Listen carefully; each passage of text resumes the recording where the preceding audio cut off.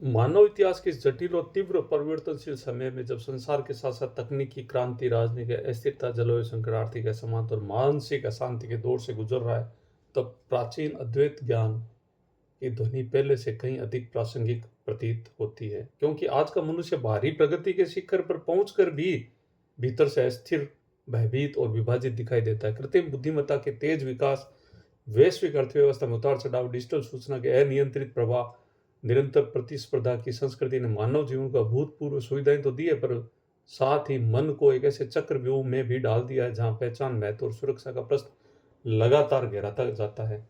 ऐसे समय में आंतरिक स्वतंत्रता का संदेश यह याद दिलाता है कि वास्तविक बंधन बाहर की परिस्थितियों में नहीं बल्कि उस मानसिक पहचान में छिपा है जिसके द्वारा मनुष्य स्वयं को सीमित मान लेता है। कभी राष्ट्र, कभी विचारधारा, कभी आर्थिक स्थिति, कभी सामाजिक प्रतिष्ठा और कभी डिजिटल पहचान के साथ। जब व्यक्ति स्वयं को केवल इन अस्थायी संरचनाओं के रूप में देखने लगता है तब भय, क्रोध, लालच और असंतोष स्वाभाविक परिणाम बन जाते हैं। यही कारण है कि आज दुनिया के कई हिस्सों में सामाजिक ध्रुवीकरण, सामाजिक तनाव, सांस्कृतिक तनाव, राजनीतिक टकराव बढ़ते दिखाई देते हैं। किंतु यदि चेतना की गहराई से देखा जाए तो मानव अस्तित्व के मूल स्वरूप इन सभी पहचान निर्मित सीमाओं से कहीं अधिक व्यापक है। मनुष्य केवल उपभोक्ता, नागरिक या डेटा प्रोफाइल नहीं है, बल्कि वह एक जागरूक सत्ता है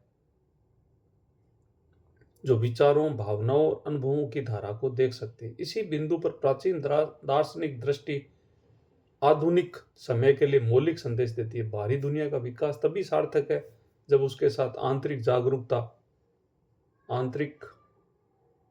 जागरूकता भी विकसित हो। आज जब दुनिया अंतरिक्ष अन्वेषण, क्वांटम कंप्यूटिंग और जैव प्रौद्योगिकी जैसी नई सीमाओं को पार कर रही है, तब मनुष्य के सामने सबसे बड़ा प्रश्न यह नहीं है कि हम क्या बना सकते हैं, बल्कि यह है कि स्वयं को किस रूप में समझते हैं। यदि मनुष्य अपनी चेतना का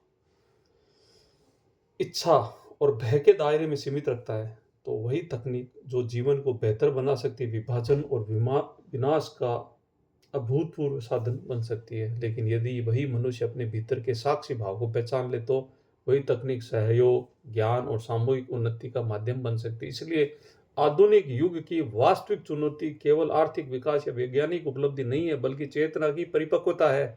एक ऐसी दृष्टि जिससे मनुष्य स्वयं को प्रकृति से अलग नहीं बल्कि उसी के व्यापक ताने बाने का हिस्सा समझे, जहाँ प्रगति का अर्थ केवल उत्पादन और उपभोग न होकर संतुलन, करुणा और बुद्धिमत्ता भी हो। आज जलवायु परिवर्तन हमें ये याद दिला रहा है कि पृथ्वी का संतुलन कितना नाजुक है, और जब डिजिटल युग यह दिखा रहा है कि सूचना की शक्ति कितनी विशाल हो सकती है, तब मानवता के सामने एक नया अवसर भी है, बाहरी शक्ति के साथ आंतरिक विवेक को जोड़ने का अवसर। यदि व्यक्ति अपने भीतर उस शांत साक्षी को पहचान ले जो विचारों, भय और इच्छाओं से परे है, तो वह दुनिया की जटिलताओं में रहते हुए भी संतुलित रह सकता है, समन्वय के साथ रह सकता है, सबका समग्र चेतना को अपनी चेतना में जोड़कर समाज में भी अपना एक महत्वपूर्ण योगदान दे सकता है। वह प्रतिस्पर्धा के बीच में सहयोग को, असमिति के बीच संवाद को और संकट के बीच रचनात्मक समाधान को जन्म दे सकता है। इस दृष्टि से देखा जाए तो आधुनिक विश्व का सबसे बड़ा परिवर्तन केवल तकनीकी नहीं बल्कि चेतनात्मक हो सकता है। एक ऐसा परिवर्तन जिसमें मनुष्य यह समझे कि वास्तविक स्वतंत्रता बाहरी उपलब्धियों में नहीं बल्कि उस आंतरिक जागरूकता से आती है जो हर अनुभव को देख सकती है और उससे बंधती नहीं है।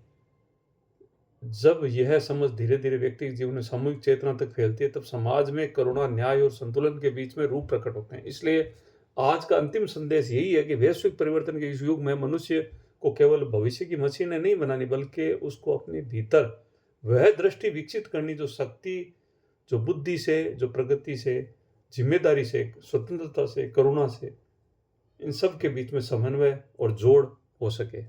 क्योंकि अंततः सभ्यता की स्थिरता केवल तकनीकी उपलब्धियों से नहीं बल्कि उस जागरूकता से तय होगी जिसके साथ मनुष्य अपने ज्ञान और शक्ति का उपयोग करता है।